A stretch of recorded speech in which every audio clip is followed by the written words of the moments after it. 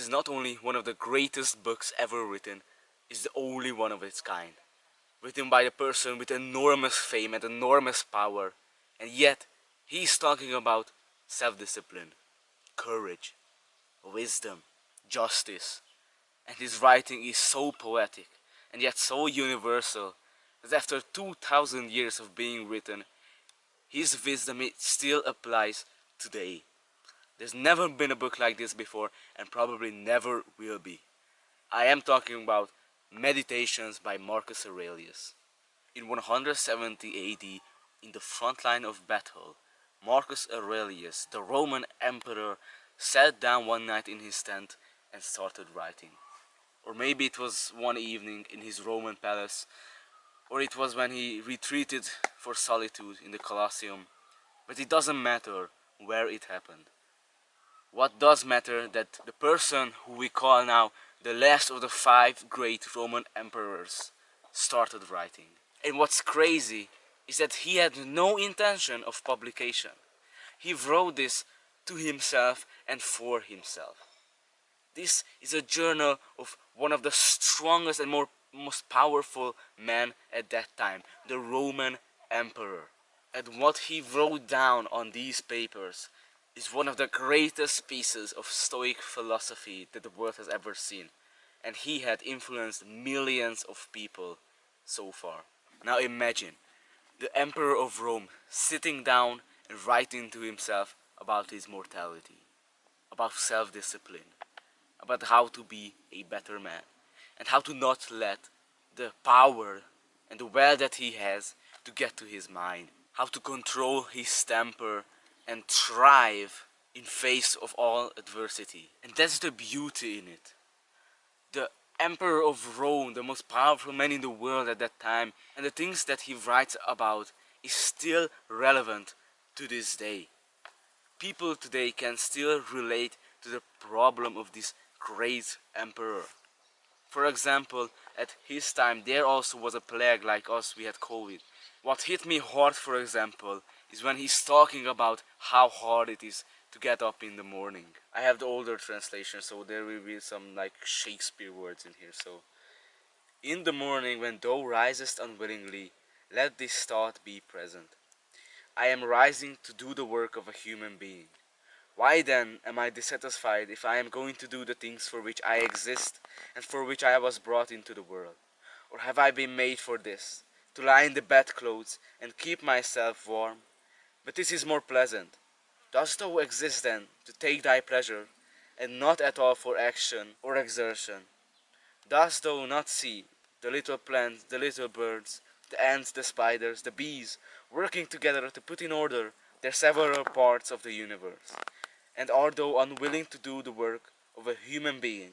And dost thou not make haste to do that which is according to thy nature? But it is necessary to take rest also. It is necessary. However, nature has fixed bounds to this too. She has fixed bounds both to eating and drinking, and yet thou goest beyond those bounds, beyond what is sufficient. Yet in thy acts it is not so, but thou stoppest short of what thou canst do. How crazy is this, the Emperor of Rome, writing about how hard it is to get up in the morning, which everyone has faced. I have certainly. And he says that when we wake up, we are rising to do the work of a human being. So why are we dissatisfied? And he uses this very beautiful comparison. Little plants, little birds, the ants, the spiders. This is what I'm talking about when I mean it's so poetic. Marcus definitely had this poetic eye and enjoyed nature. We can definitely tell that by his writing. And he also says that it is necessary to take rest, but nature has put a bound to everything. He has to put a bound, a limit on how much you can eat, on how much you can drink. And you're well over that limit, but what he says is that you haven't reached the limit of your action yet. Really beautiful. And the way that he puts those words in such a compact sentences that he is able to express a lot of ideas in a very few sentences. Very, very impressive and poetic. Imagine how crazy this is, that we get to read the thoughts of a Roman emperor. He had everything that he wanted. He had a team that worshipped him. And yet he lives a stoic life, a modest life, a moderate life. And we get to read his thoughts. And it's like we can travel back in time and, in a way, talk to him, have a conversation with him. And we get to read his personal thoughts, the journal of an emperor. And I heard this on a Joe Rogan podcast where Ryan Holiday talked about Marcus Aurelius and said, when you read those passages or you listen to them and you're just like, that is one of the most beautiful things I've ever heard. Like there's this one passage where he talks about like this, a stalk of grain bending low under its own weight, the way an olive, falls to the ground. He talks about the way that when you put bread in the oven, it breaks open on top, and we don't know why that happens. It's just this like beautiful inadvertent act of nature. He's just like writing like a poet, like a great writer. And again, he's writing in his non-native tongue to himself, never expecting anyone would see it. How fucking talent. It'd be like finding out that's like a comedian is like funny in their diary. You're just like, wow, you're just naturally that. You're not turning it on or off. Right. It's just like intuitively part of you. there are all sorts of translations of this book, all the way from the 1800s. So I recommend getting the newer translations that are more accessible. I have the older translations with this Tao and Dust, so yeah.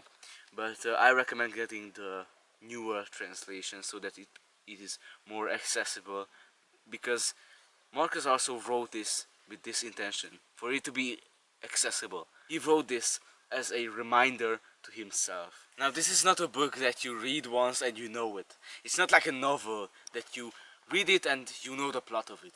You read this over and over again. This is the book that you take with you when you go on a trip, or this is the book that you keep by your bedside. It acts like a guide. You can always learn something new from it, and you read it over and over and over again. I think some Prime Minister of China read it like 100 times. Ryan Holiday also read it like over 100 times. So this is not a book that you read once and that's it. Marcus Aurelius also wrote in this book that man never steps in the same river twice, for he is not the same man, and also the river has changed. It goes something like that. And the same thing applies to this book too. Well, the man doesn't step in the same river because the man changed. The man is not the same that he was when he stepped in the river a moment ago, and also the river is also constantly changing. So when you read this a year from now, you're going to take away different things than you are taking away now. So this is why this is not a book that you read once. You keep this book by you as a guide. Now let's read some quotes from the book, and this one is probably one of my favorite ones. Think not so much of what thou hast not, as of what thou hast, but of the things which thou hast, select the best, and then reflect how eagerly they would have been sought, if thou hast them not. At the same time, however, take care that thou dost not, through being so pleased with them, accustom thyself to overvalue them, so as to be disturbed, if ever thou shouldst not have them.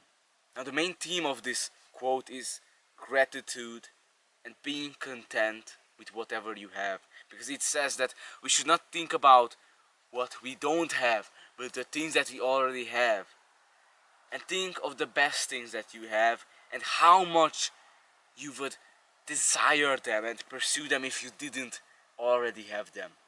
But don't let this get to your mind. But you shouldn't overvalue them, so that if you lose them at some point, you won't be disturbed by it. And imagine that the Emperor of Rome is writing things like this. It's amazing. Being able to read his thoughts. Here's another great one. Whatever anyone does or says, I must be good. Just as if the gold or the emerald or the purple were always saying this.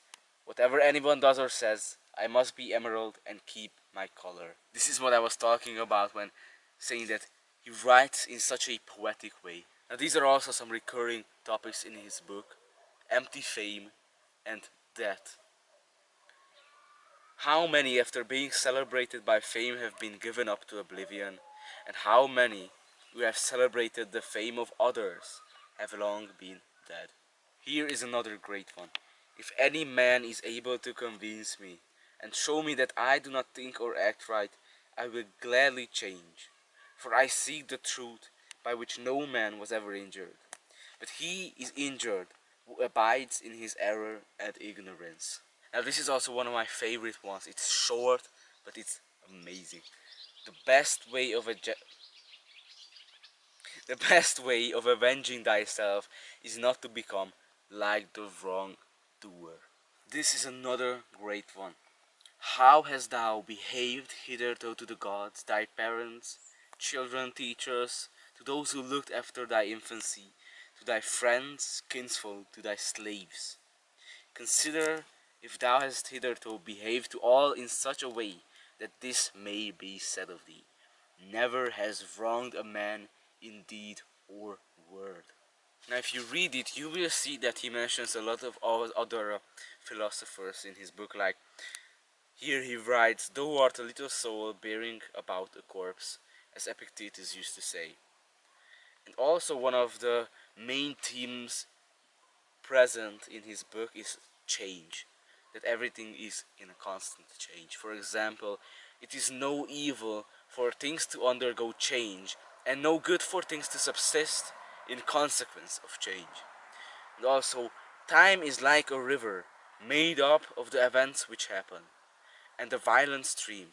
For as soon as a thing has been seen, it is carried away, and another comes in its place, and this will be carried away too. Now here's another one on the theme of death.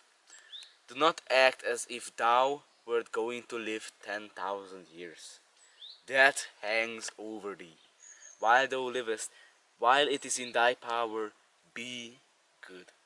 One of the main ideas in Stoicism is the things that you can control and the things that are out of your control, and that you shouldn't care about the things that are out of your control, and only about the things that are in your control, and that you have the option not to be hurt.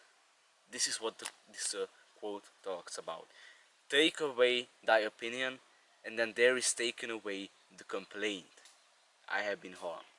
Take away the complaint, I have been harmed, and the harm is taken away. So you control how you react to a situation, but you do not control the situation itself. So if you haven't read this book, Meditations by Marcus Aurelius, it is a must. It is one of my favorite books so far. Even though I'm only at the half of it, I am enjoying it so far. It is great. How crazy it is that you are able to read the thoughts of an emperor. And not any emperor, a stoic philosopher emperor who lived a moderate life, and a stoic life.